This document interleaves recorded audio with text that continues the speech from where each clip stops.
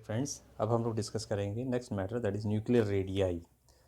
The nuclear radii of matter distribution of charge distribution are different parameters and are indirectly dependent on the range of nuclear forces. अर्थात जो nuclear radii है और जो charge distribution है, ये दोनों दो अलग अलग पैरामीटर्स है किसी भी न्यूक्लियस के. और न्यूक्लियर रेडियाई को डिटरमाइन करने के लिए बेसिकली जो उसकी जो मैटर डिस्ट्रीब्यूशन है उसको स्टडी किया जाता है, और वो उसके डेंसिटी पे डिपेंड करता है.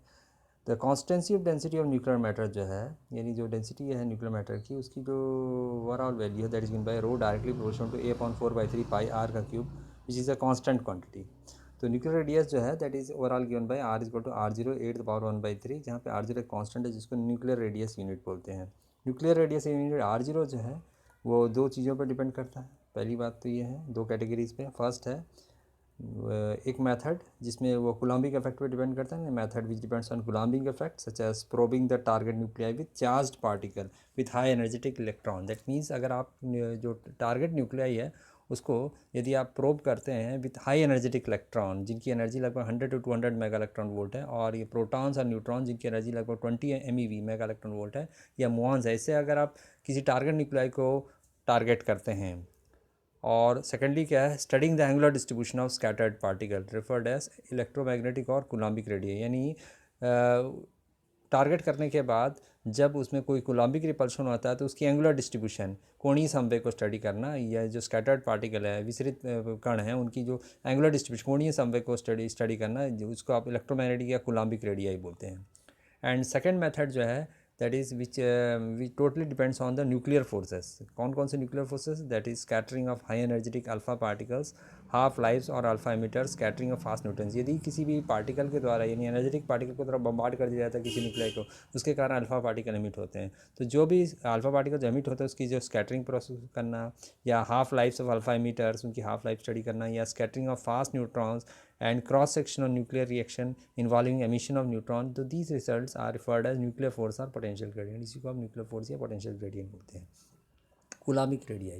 तो Coulombic radii is dependent on various experiments on the bombardment of large number of nuclei by high energetic neutrons. तो Coulombic radius को निकालने के लिए बेसिकली Coulombic repulsion को स्टडी किया जाता है, और Coulombic repulsion जो है जो उसकी त्रिज्या को डिसाइड करता है वो किस बात पर डिपेंडेंट है, वो इस बात पर डिपेंडेंट है कि जितने भी न्यूक्लियाई है उसको हाई एनर्जेटिक न्यूट्रॉन द्वारा बम्बार्ड करना, which shows that the density distribution nucleons inside the nuclei agrees with the expression. तो जब बम्बार्ड किया जाता है किसी भी न्यूक्लियाई को हैवी हाई एनर्जेटिक न्यूट्रॉन्स के द्वारा, तो उसके कारण जो डेंसिटी डिस्ट्रीब्यूशन है उसकी वैल्यू जो रहती है that is given by rho R, density with respect nucleus radius, rho R that is equal to rho 0 upon 1 plus exponential R minus E upon alpha.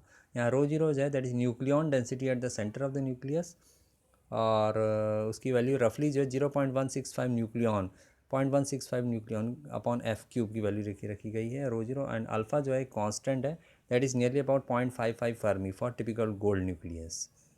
The radius of nucleus is considered to be the distance r, capital R, from the center of the nucleus to a point where rho is half of rho zero. अर्थात क्या होता है, centre of the nucleus से लेके वह distance जहाँ पे उसकी जो डेंसिटी रो की वैल्यू जो है जस्ट आधी हो जाए, तो that is called the radius of the nucleus.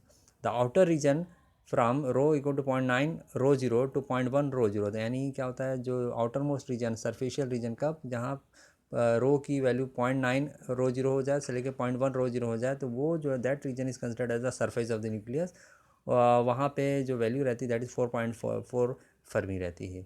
Similarly, on the basis of electron scattering experiment, the half-wave density radius capital R is found to be proportional to 8/1/2, that is square root of a. That is जो electron scattering experiment के आधार पर जो density है radius जो radius density R है that is directly proportional to the power half हो जाता है, यानी स्क्वायर रूट ऑफ ए हो जाता है.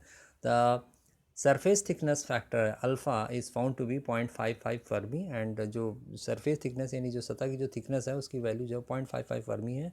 और जो न्यूक्लियर रिएक्शंस है यूनिट न्यूक्लियर रिएक्शन यूनिट यानी R0 की वैल्यू 1.32 फर्मी है. For mass number less than 50 के नीचे जब 1.32 फर्मी है, और मास नंबर 50 से ज़्यादा उसके लिए 1.21 फर्मी है, और mass less than 50 that is given by 1.28. Overall it is value R0 की वैल्यू जो 1.28 से लेके प्लस माइनस 0.05 फर्मी तक की वैल्यू दे दी गई है for mass number less than 50. Next is nuclear potential gradient.